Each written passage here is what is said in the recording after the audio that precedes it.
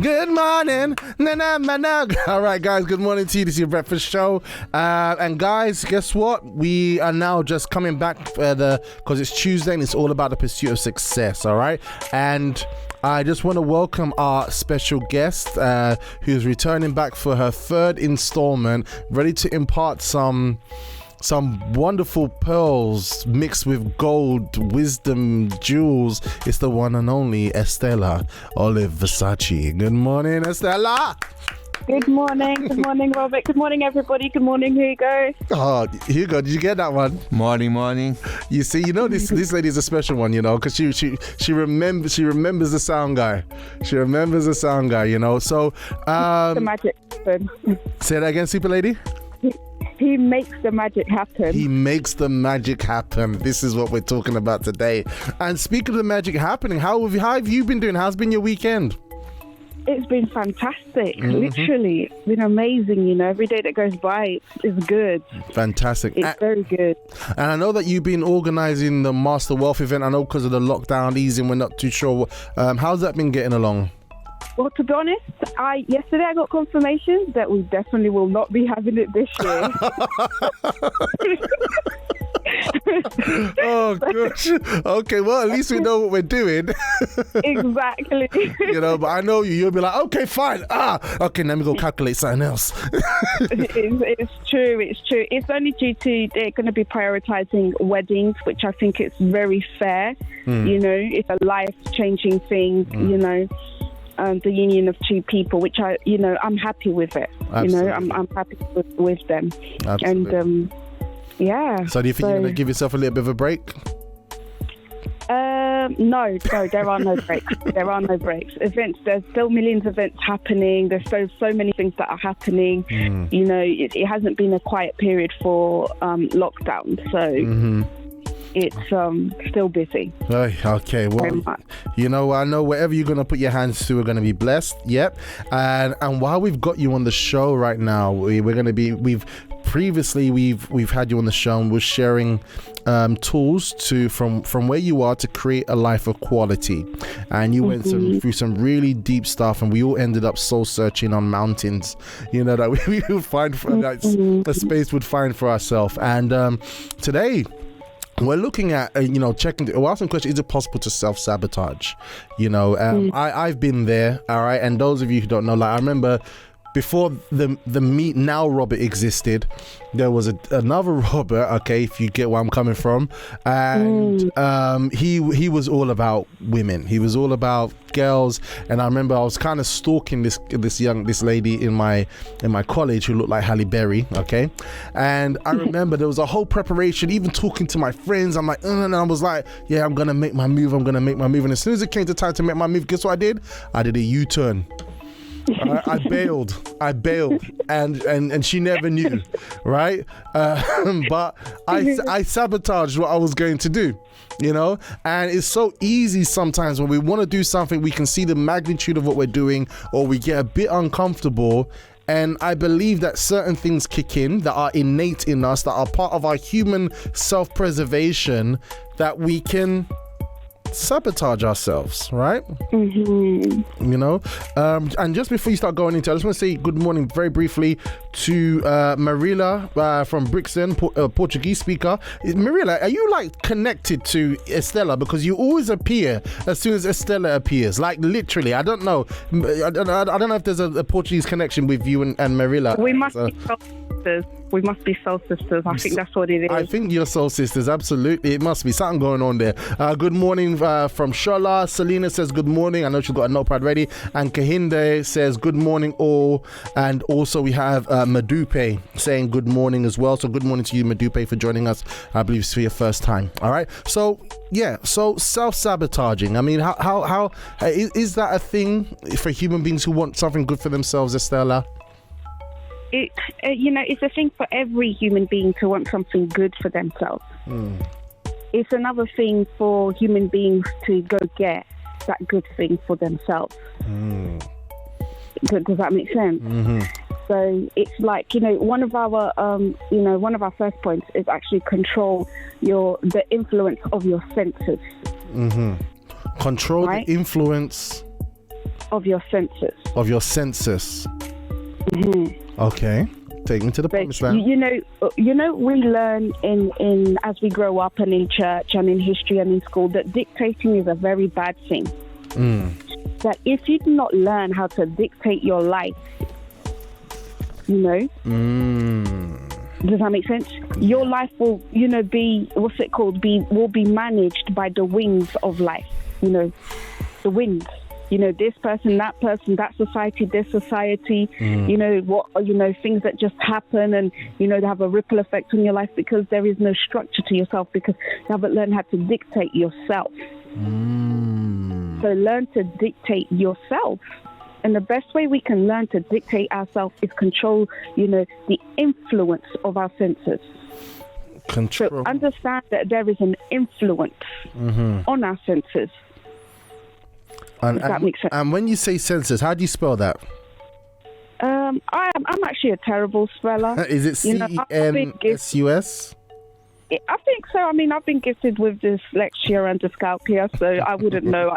I usually ask Google for basic stuff like this. Absolutely. You see, but then you're ruling the world at the same time. This is the thing about his life. So, all right. So control your senses. Understand that we need to control our senses. Yeah? I'm going to break it down a little bit. Many of the times we feel that, okay, so if we look at them, we've got five senses, if I believe, from remembering from high school. We got our touch, we got our hearing. Senses. Oh, gotcha. Yeah, okay, yeah, I'm glad you, so senses. So we got our touch. Yep. We got hearing. We got our seeing, and we got our mouth. Are we missing any?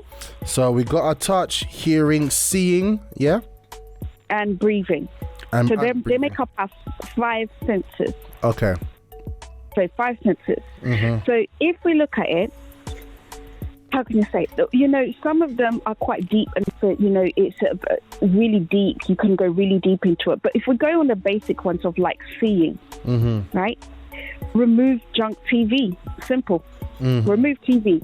If we look at, I was watching this documentary about 10 years ago on YouTube, and I was completely shocked to hear that people like Madonna, famous people like Madonna, and many other famous people, I believe Michael Jackson was in that pool as well, they didn't allow their children to watch 1 minute of TV. Oh, wow. And I was completely shocked by it. And at the time when I was starting my marketing journey, I mean, it made sense a little bit, but now after 10 years of compounding and understanding how the mind works, it makes a lot of sense. Yeah. If you don't have the capacity to change your TV into positive TV, then eliminate it. You're right. And what are we classifying as positive TV? There are categories. There's documentaries. There's things that are going to grow you and motivate you. So watching, movies. Estelle, sorry to cut you. I love documentaries. Yeah. So I'm already on a good I'm already on a good side. All right, I'm doing okay. You're there. I think you've been there for some time. Oh, thank you, gosh. Thank you. You're the best. These things we all do self-analysis. When we're given these lists, we're all like, yep, I'm good. Okay, I need to improve there. And another one is perfect your children's English with the BBC Parliament. Really? They'll be perfect their English with BBC Parliament. And where they get used to listening, in Parliament, they're discussing about museums, boat museums. They'll become a lot more cultured, but they'll learn to concentrate via boring things. And we all know that for you to accomplish something, you need the discipline and you need to switch off the fun things that are happening in your life. And I'll give an example of every day of what I'm actually meaning. When parents go to their daughter, don't date anybody until your studies have finished. Why? Because we all know that dating is going to be so much more exciting than that accounting class she's sitting. That's right. That's true. So also just sorry to cut you and disturb the flow. The five senses. So we got touch, hearing, taste. The other one was taste, isn't it? Taste, yeah. It's taste. Taste. I think we can learn what goes with that taste there. It's really, there's a whole theology of it as well, a theory of it. But you got taste. I'll let you continue. Touch, hearing, taste, seeing. And the other one was I can't remember the fifth one. Smell. That's it. Smell. Thank you. Smell. All right, that's it. Okay, gotcha. All right. So what you're saying is, so seeing TV, television. If we want to sabotage ourselves, if we don't master our senses, so like seeing what we see and what we listen to on TV can affect us. Yep. So I remember, like, I walked into the living room. There's certain programs I don't watch. In particular, when those of you who are familiar with The Breakfast Show, there's a program that comes on a certain channel where the color scheme is gray, blue, and toilet green, and it always ends on a negative. And this show's been going on for so many years. But I realized that the best thing about that show, the happiness and joy of that show, is what? When they gather up in a particular pub and they're celebrating a birthday, then after that, everything's just negative. I ran away from that show. Even the scholars, like, because I could, when I started to want to put my life in a positive light, I could start to see the things that are going in the opposite direction. And television is so subtle, you know. Right? It's subtle, but it influences you on a greater. And I want to make a point here, you know, just so we can really take this to how serious this is. You know, major companies would not spend 1.6 million on a 15-second advert if it didn't work. It's true. Does that make sense? It's too much money for something that doesn't work.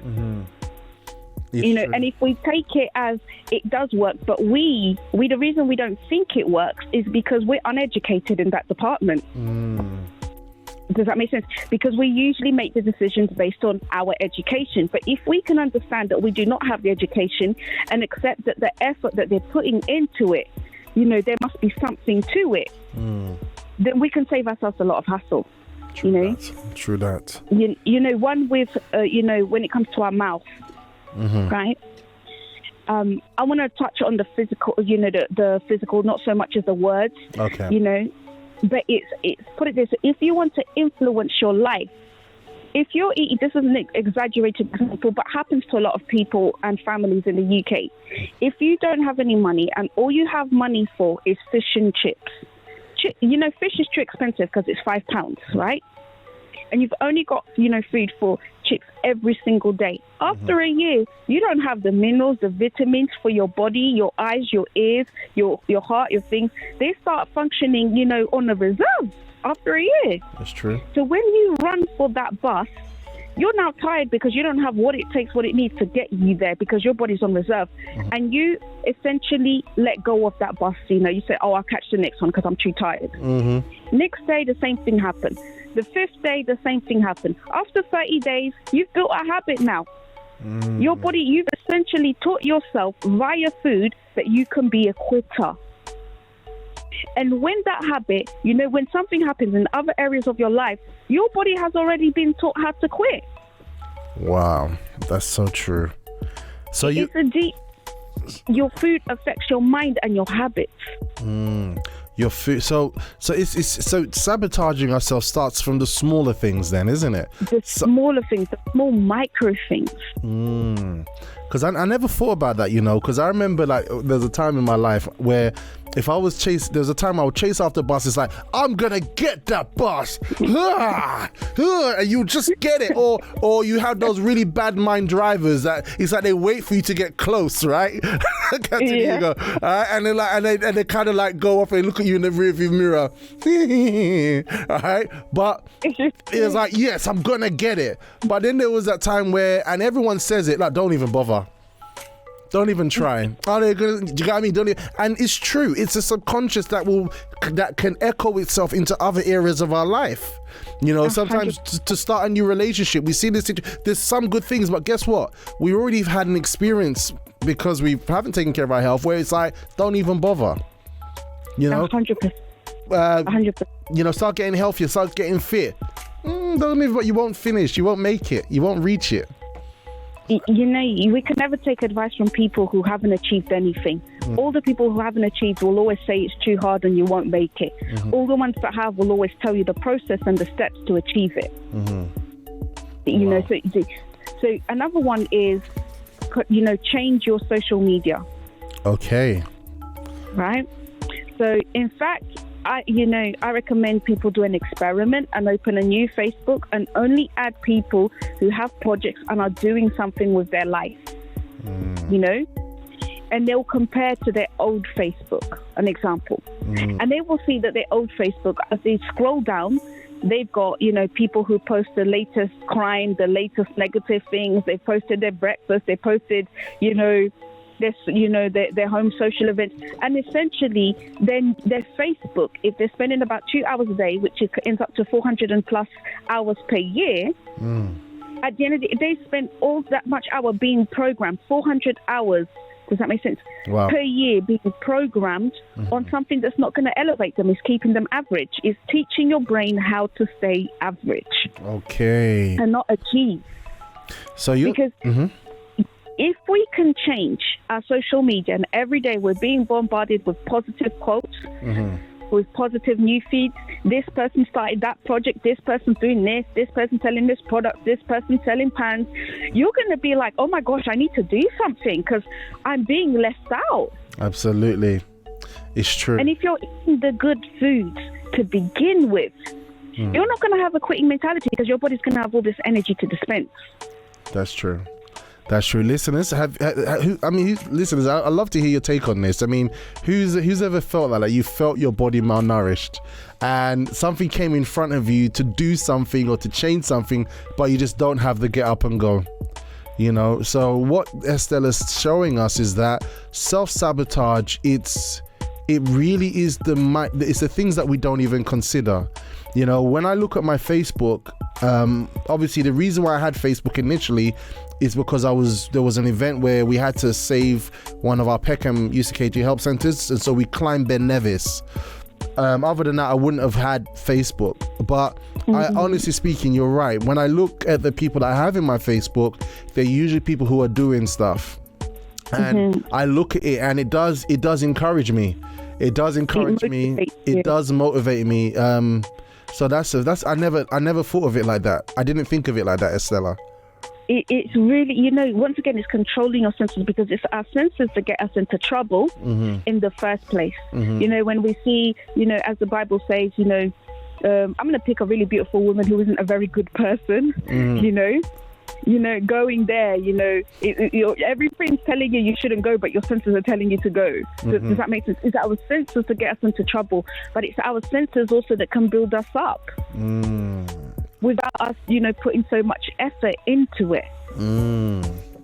So, okay. All right. So we need to police our senses. Police our senses, and I'm going to touch on one of the least obvious ones, because I touched on two of the obvious ones. I'm going to touch one of the least obvious ones, and that is smell. Okay. Right? Yes. So there's about 8 laws of health, and the one that you can die instantly is through lack of oxygen. Okay. That's the quickest one you can lack. That you can go a few days without water, you can go a few days without food, you can go a few days without sleeping. Do you get what I'm saying? But with oxygen, that's the first one to go.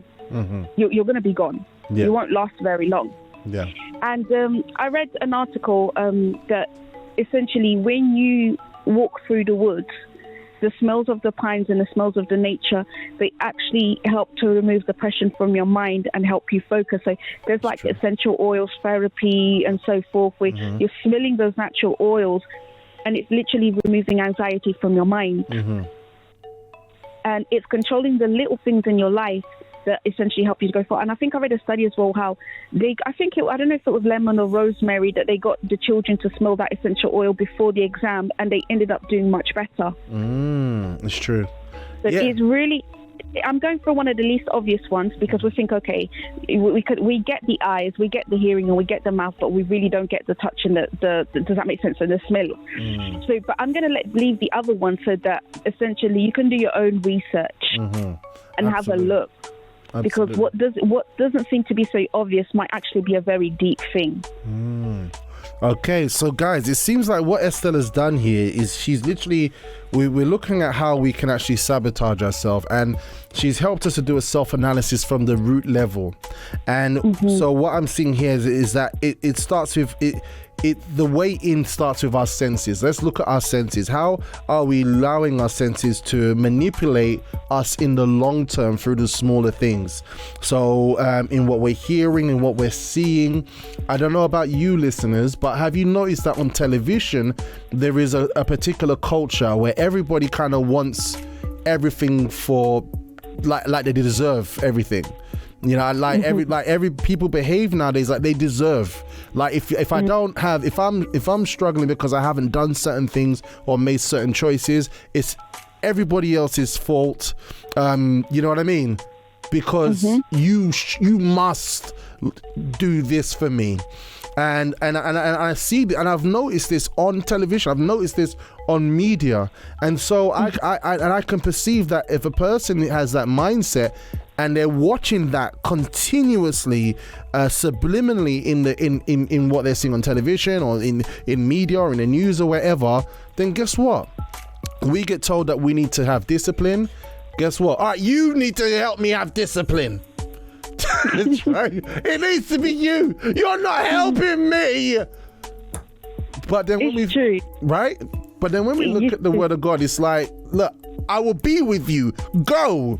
You need to do we need to require from ourselves as well. You know, you've actually touched on the second one. I'm going to put a title to what you've just said, but you've already gone there. Oh, okay. It's question your philosophy of life. Ooh. All right, you know what we're going to do? We're going to go for a break. All right. I like that. Question your philosophy of life. Okay, that's we're gonna go into this one, guys. So look, this lady, she's like a supercomputer. All right, so you gotta make sure you got your notepad and you're getting this in. So we're gonna go for a very quick timeout so you can process all this. It looks like we might have someone in there who's getting quite excited in the live chat, but before we do, we have a message here from our breakfast show talkers. We have someone there's, I don't know what's his issue, but then we have Shirley saying from Stockholm, Sweden, saying what we focus on grows. What we expose our senses to really does affect and impact our lives. Thanks for sharing, Estella. We don't realize how much of our choices make us who we are. Very true, very true, very true. It's the small things. All right, but next she's going to come up with the next part, and I'm really looking forward to this, guys. So let's enjoy some good music. Captain Hugo, what song are we going to listen to now? Captain Hugo.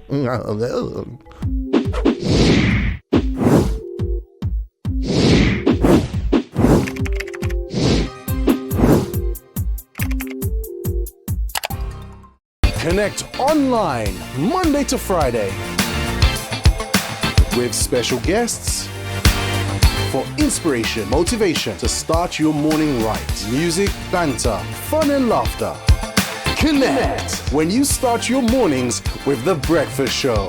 Only on libertyradio.co.uk. That's right, The Breakfast Show is back. libertyradio.co.uk from 6:30 a.m. All right, Estella, how you doing, Estella?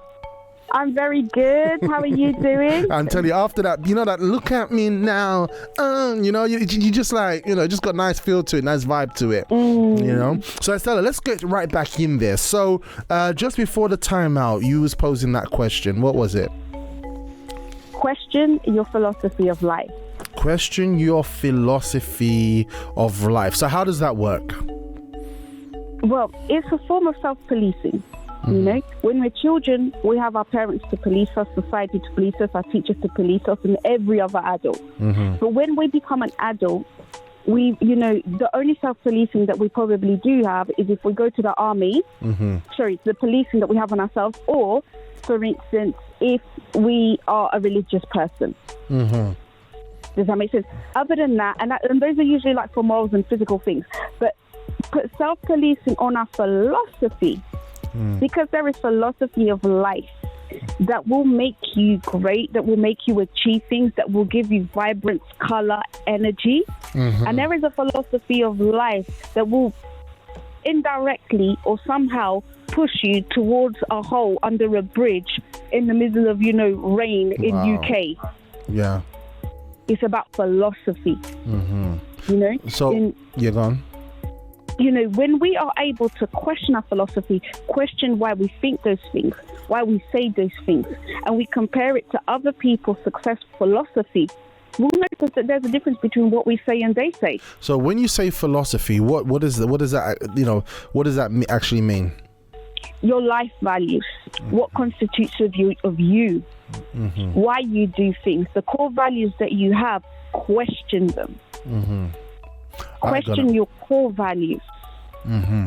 I get it. And for you to question it, you have to also have, other people's core values as to the difference. Does that make sense? And it's a massive thing, but it's a life thing.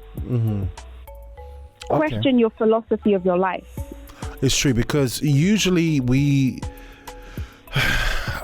like you said, parents give us a philosophy of how to live the best according to their knowledge, right? I remember that, the old Robert had a thing that I would never hit a girl. I would never hit a girl. I don't know where it came from, but I made that be an ingrained philosophy as a really young man. And so when my friends were like, "Oh no, if she gets feisty," I'll be like, I would. So it's like barriers that you place within yourself that you will not cross, and standards that you choose to live up to. Is that a good way to sum it up? It's your constitution of your life, exactly how, and this philosophy of life comes out in your everyday words. And you just gave a perfect example. You made a philosophy, you made a rule for yourself to never hit a girl, and it came out in your words.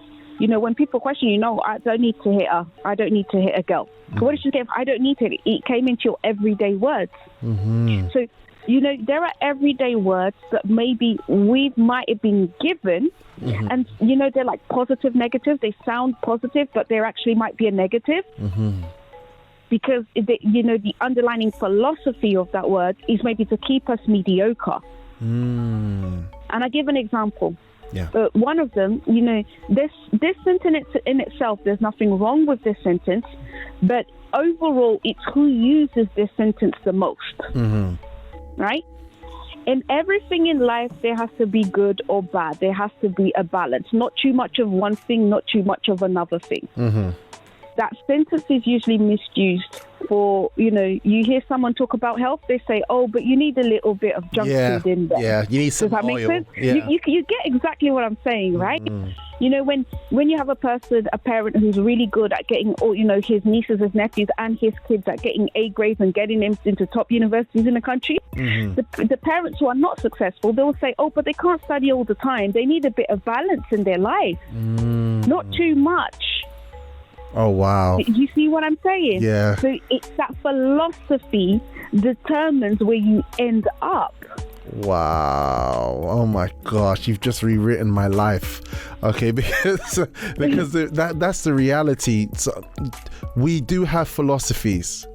Okay, that junk food one was really good. That one with the kids is really good, because the person who puts their children to study those extra hours, they have a philosophy as to why their children are doing that. The person whose children are not doing so well, maybe struggling, they say, look, you're making your kids work so hard. It sounds nice. It sounds like you're being a good, fair parent. But to raise our standards and to raise our game, we need to have a certain amount of discipline and the amount of effort that we need to put in. And 100%. Our philosophy could be teaching us to lower our efforts and conform to a situation that we're probably not particularly happy with the outcomes that we're getting. I think the right words, Brian Tracy, he's a personal time management guy, he calls it mediocre. The Bible calls it lukewarm. Lukewarm, yeah. Does that make sense? You're neither hot, you're neither cold, you're just there, Wow. And so the thing is, to help you change your philosophy, change your everyday words and see that discipline. If you can focus, you can even forget about changing your philosophy. But if you change your everyday words, when things get difficult, when things seem that you're just going the normal way, change your everyday words. You'll be seeing how automatically, you're sending new commands to your brain. You're raising that standard. You won't know what to do with yourself the first few days, the first few weeks, because your mind is entering into something new, a new standard. But if you was just to change your philosophy to an optimist, language, everyday language, your life would change. Oh my gosh, you're so right. I remember there was that point in 99 when I wanted to change my life. And one of the things, I think because I was reading the Bible about my words. And I remember I removed but from my vocabulary. Mm-hmm. It was a subconscious choice. I don't know where the inspiration came from, but I removed but, the word B-U-T, but. It's just a simple word, but. And I love it. And I changed it to and. Mm-hmm. So I think that just removed from me the spirit of excuses. The excuse of justifying whatever I was doing, and so I literally completely removed but from my vocabulary at that time, when there was some serious intense change. So this is a huge one. We got a breakfast show talker here. We have the General Selena Green coming in, and she says, when it comes to seeing, I stopped buying women's magazines years ago because I could see it was influencing my self-confidence in the wrong way. Yeah. I thought I wasn't good enough as the models. Mm-hmm. Yes, I actually stopped reading the Metro newspaper for similar reasons. Yeah. So the answer is yes. That's perfect, and it's these tiny little micro things. Now, if you're doing these 1,000 little things and they've become part of your every single day life, we've only reached to point 2. How drastically do you think our lives will change in the next 2 years? It's true. Wow. It would compound in the next 10. Absolutely. In the right direction. Absolutely. Selena continues here. She says, once I stopped buying magazines, I was no longer comparing myself to others.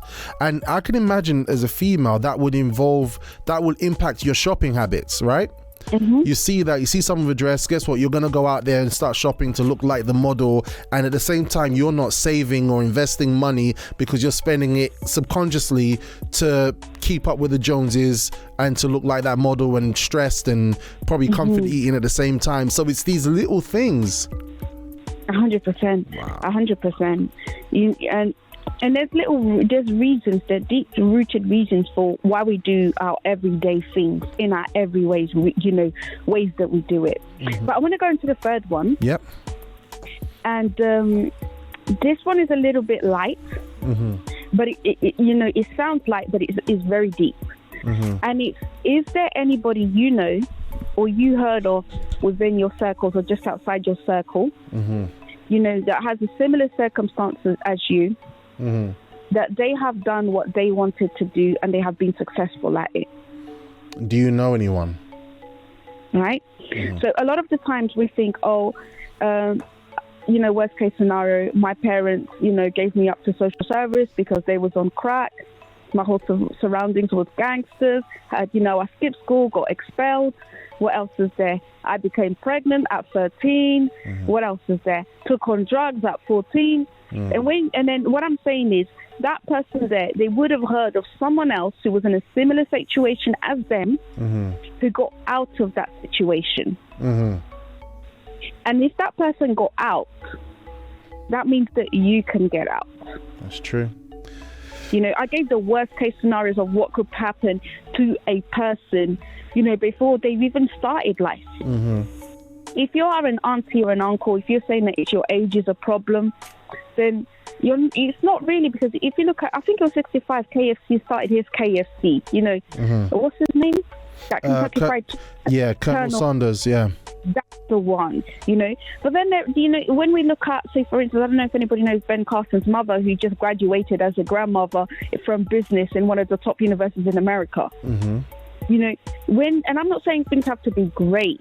What I'm saying is be inspired by, the stories that you hear around you. I remember reading as in my early 20s, how a politician came out from a social, social housing setting, which was really low in income in London. Okay. And, people used them quite a lot because there was you can do something. You can, things are not doomed if you are in this situation. Mm-hmm. Things don't have to be a generational thing. Oh, was you talking about Reggie? I don't know who it was. I can't remember the name of the politician, but I remember reading up on it, and I was thinking, this is interesting, because it just shows that if you want something, does that make sense? You just have to, if for instance, if people around that area who made all excuses applied what this, individual did, they would be in a similar situation. Maybe not for politician, but for something else. Okay, I got you. So sometimes we can highlight and focus on those who are at the same level of us, or those who are not doing so well, and use that to justify where we are. So what you're saying, Estella, is, does someone exist in a similar situation that you have been through that's making it? If so, focus on that individual. Yes. If we don't, we will just continue self-sabotaging ourselves. We will continue to just conform, right? So I think the enemy is conformity. I think conformity is the enemy. It's 100% the enemy. And it's like, so I've got here, check if you're in the pool of unsuccessful people who have decided they are already finished. We're not talking about finances. We're not talking about achieving great A's. We're talking about the mindset. Check if you're in the unsuccessful pool of people who have decided they have already finished. Oh, wow. So what does finished mean? Finished means is, oh, well, we can't get that job because I'm not smart enough. I never took the degrees, the education. Or I don't have the money to do this. Or, you need people, those people, oh, I'm too old. All these, if you make a list, an A4 piece of paper of the excuses you hear people say, they actually not that many. They're just repeated. That's true. It's true. I'm pretty sure you won't get past 30. It's true. Oh my gosh, my friend, we have to be kidding. Life is a minefield, isn't it? It's a minefield. It's a deep minefield. And these things are so subtle, and they're around us. And usually I always think about what am I doing, but usually it's a thing of where is it coming from. What are you looking at, like the senses? Because Shirley asked, Estelle, I may have missed it, but can you give an example of the touch senses? I think what Estelle was saying to us initially was be mindful of these senses, how you're feeding them or what they're engaged in. That can be self-sabotaging. And like what you're saying now is that these things are so subtle. It's just things that are happening around us on a day-to-day life. And if we're not conscious to kind of protect ourselves, we're feeding ourselves with negativity to self-sabotage. I'll give one example for the touch. So for the touch, it's about what you feel on your muscles in your physical body. So if you look at we can look at the Olympic people. They have the mindset of they'll do anything, because their physical body is up to that. They're used to having that physical strain added onto it. So for the touch, it's every single day, put your muscles in a certain level of stress. Okay. In terms of exercise, in terms of, it doesn't have to be, have to get there in your gym clothes, but maybe go do gardening. Maybe go walk around the block. Maybe, do something that will make your muscles submit to you. Yes. Because a lot of the time, our cells in our body, we are slaves to the cells of our body. Our body says, I want food. I want to sit down. I want to lie down. We are a slave. And what I'm saying is, get the cells of your body to submit to you. Wow. Yeah, Hugo's like, you drop it like it's hot.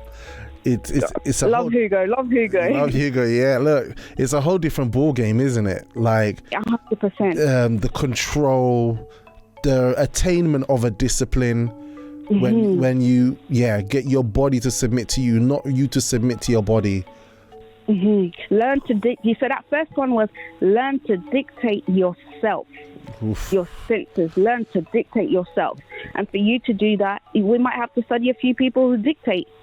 Because they do a very good job, and implement some things for our personal selves. I've got the fourth one now. Yep.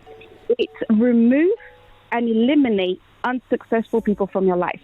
Whatever you classify as unsuccessful, if you're trying to lose weight, then do not be going around people's houses who season food very good and, you know, serve extra large portions. You know, it's not going to help you. Does that make sense? But then, you know, once again, there is a theory of, you know, going back to number one in terms of your body, it's, you know, certain seasoned food, too much of that great, amazing taste. If we have it every day, it teaches our body to be a slave to it. So once in a while, have, you know, blunt foods, like bland foods, so don't have too much taste, because essentially you're training your body not to be in that high all the time. Okay. Oh wow. You know? All right, let's give us some. Sorry, because of the time, could we go? So I think we've got it. You've literally nailed it. So anything that is environment, situation, and people that are not good for us, right? Eliminate. Eliminate. You're brutal. All right, and even like foods that are highly seasoned. You know, we need to kind of condition our body. Leave it for holidays. Leave it for special days. Okay. Selena says, drop the mic. Let your body submit to you. Hey, drop it like it's hot. All right. So let's go to number 5. Number 5. You know, there's only one place when you're an adult. You know, when you're a child. Pardon me. This is the time everybody will give you a measurement of yourself. When you're an adult, nobody gives you a measurement of yourself. You cannot really see who you are. And so for number 5 is start a project, because a project success, a project how it does reflects on you as an individual. Oh, wow. Does that make sense? So if you are going through personal development, if you're not going through personal development, your project's not going to be developing very much. If you are not bettering areas of your life, it will reflect on your project. Yeah. If you give an excuses as to why your project is not going ahead, that's because you probably give a lot of excuses why certain areas of your life are not going ahead. Your project is a baby that you're growing and that you're investing. So whether it's like a little charity or a little business, it's a project. If you start your project today and you start a painting today and you finish that painting in a year's time because you haven't got down to it during the whole year, it reflects a deep-rooted philosophy that you have in you. Oh, wow. And so a project is a mirror of who you are. Wow. So guys, if you want to measure yourself and see how you're doing, and you say, you know what, yeah, I'm enjoying life, you know, go find a project. Go look for a fight. Go look for something to build. That's what you're saying, right? Because 100%. As a child, we're being assessed on how quick we're learning to speak, on our reading, on our writing, on the skills that we need as a child. But when we become an adult, it's like people just coexist with you, right? And sometimes to have a reflection of how we're doing, we need to decide on a project. We need to be doing or building something. And that will even cause us to skill up and refine ourselves to meet the needs of that project. That's what you're saying as well. 100%. You put it in beautiful words. Oh, wow. Yeah. Estella. We got our 5 today. That was our 5. That was our 5. Look, guys, so look, you dropped it like it's hot. Look, I don't know what Jade is going to do because we've received so much information today.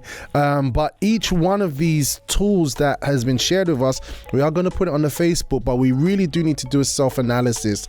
And one of the things us human beings don't like is we don't like to get uncomfortable. We don't like to be prodded to assess ourselves. We can assess everything and everyone, but we hate assessing ourselves because we always put ourselves in a good light. But what Estelle is sharing with us today is that we really need to, for our own good and for our own progress and what we want to achieve, we need to go through the pain of self-analysis. And if we see that we're failing, we can trace the breadcrumbs to the root cause, which can be something external, related to our senses. We're fully in control. We are totally in control.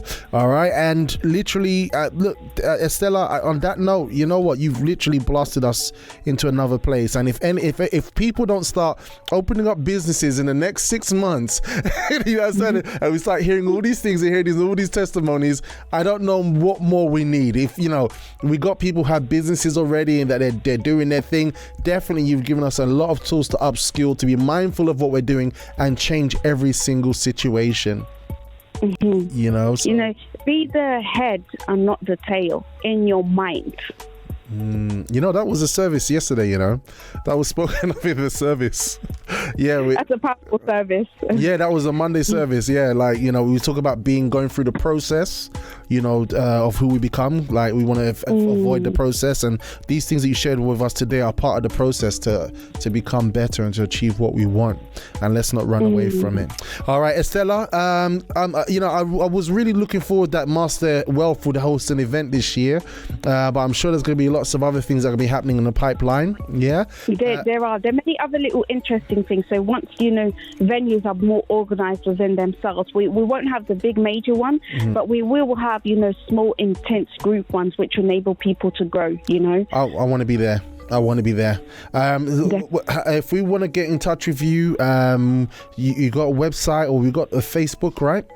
We've got Facebook. It's Master Wealth Network. You know, get in touch with the group. You know, message. You know, message. How can you say? You can message the group, direct message myself directly. Yep. You know, just stay in touch, because it's all about being. Once again, if you're eliminating people, the opposite to that is increasing successful people in your life. That's it. And you know, I love having Estella. I love having you in my life. You know. I'm telling you, seriously. Yeah, your mad level of thinking just makes me be like, ooh, okay, let me relax. Okay. You know, so it's absolutely fantastic. So Bubbly Wee says, thank you for this. This was very powerful. Selena, thank you, Estella. Estella also says, this is another Estella, says, yes, very true. We need to look within ourselves and see what we can change. Absolutely. Look at it, guys. We can do this. All right, guys. And you know, and please continue to let us know what things stood out for you. You could email us at producer@libertyradio.co.uk. So that's producer@libertyradio.co.uk. All right, just send us an email, or you can also revisit this show, which will appear in the next, I think we'll probably do it in the next 3 days. That's what we're trying to do now, where you can revisit the shows as well, and just go to YouTube. We've got the URL. Thanks, guys, because we reached a certain amount of subscribers. Well, basically just go to youtube.com/C/Robust Life TV, or just search Robust Life TV, and you'll be able to see links to Estella on the actual videos that are there. Last week's shows are also there on mine as well on the YouTube channel, and you can get all the details to Estella, connect with her, and see other shows as well. All right, and I think that's it. That's a full show. That's it. We're good. If you don't go out there and win today, guys, I don't know what else we need, but really we have been given everything that we have today. It's been given to you, guys. Just to let you know that at 8:30 we're gonna have Be Inspired, the repeat of Be Inspired at 8:30, and plus we have a whole host of other shows on the Liberty Radio platform happening throughout the day, all to edify you and strengthen you. Estella, thank you so much for being with us today. Thank you for having me. Yes, and you've been great. Excellent. Thank you very much, Captain Hugo. You've been a great man of sound. All right. And tomorrow we're going to have the dynamic duo of health, wellness, and success, Ronald Petrina, joining us, where we're going to be touching on something really powerful that will help you and protect you and your family's health. And you probably even don't know it exists in your grocery store. All right. And we're going to look at bulletproof dating as well. So it's going to be more, and we're just going to have a good time. Until then, guys, stay powerful, stay robust, and ciao for now.